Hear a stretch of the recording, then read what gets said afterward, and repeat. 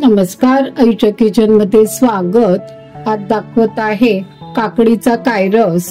हा पारंपरिक पदार्थ आहे। तर श्रावण महिना पण उपवास असतात, डावी बाजूकडे काहीतरी आपल्याला वेगळं लागतच असतं। लोणचं तर असतंच, कोशिंबीर भरीत हे करतो, पण असा हा कायरस सुद्धा जेवताना तोंडीला लावणं छान लागतं, म्हणून आज हा कायरस दाखवते आहे। साहित्य सांगतेय, काकडी घेतलेली आहे, सालं काढून दोन्ही बाजूने हे करून जेवढी बारीक चिरता येईल तेवढी चिरायची आहे, म्हणजे चोचवायची आहे थोडक्यात। गूळ, मीठ, शेंगदाणा कूट, चिंचेचा कोळ घेतलेला आहे आणि ही मोहरीची पावडर आहे। तर या पावडरीमध्ये थोडंसं मी पाणी घालून ठेवतेय।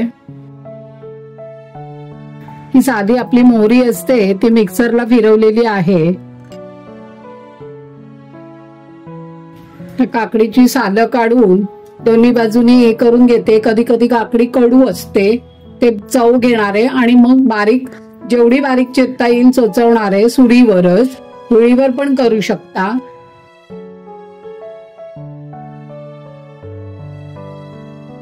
आता काकडी मी विळीवर चोचवून घेते।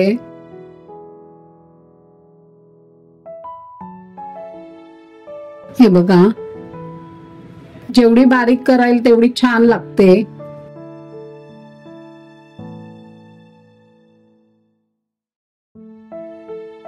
अशी सगळी छान मी आता 2 काकड्या घेतलेल्या आहेत, अशा छान चोचवून घेतेय। आता ही काकडी छान मी चोचवून घेतलेली आहे। तर त्याच्यात दाण्यांचं कूट आणि ही मोहरी भिजत टाकली होती, मोहरीची पावडर, ही सगळी अशी थोडी हे करायची आहे छानपैकी, त्याचा स्वाद आणखीन छान वाढतो। ती घालायची आहे। तर गूळ आहे आणि चिंचेचा कोळ आहे, ते आता आपल्याला सगळं एकत्र करायचंय आणि घालायचंय। गूळ घेतलाय, चिंचेचा कोळ,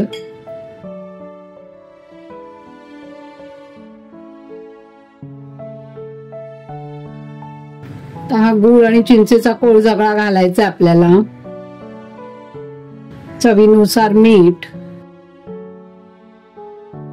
तिखट हवं तर घाला, लाल तिखट, पण मोहरीची पावडर घातली आहे त्यामुळे गरज लागणार नाही। त्याला आपण एक फोडणी द्यायची वरनं।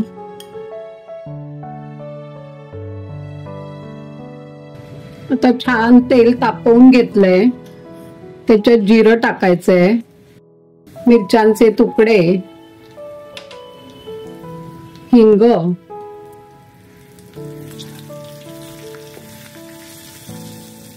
थोडीशी हळद।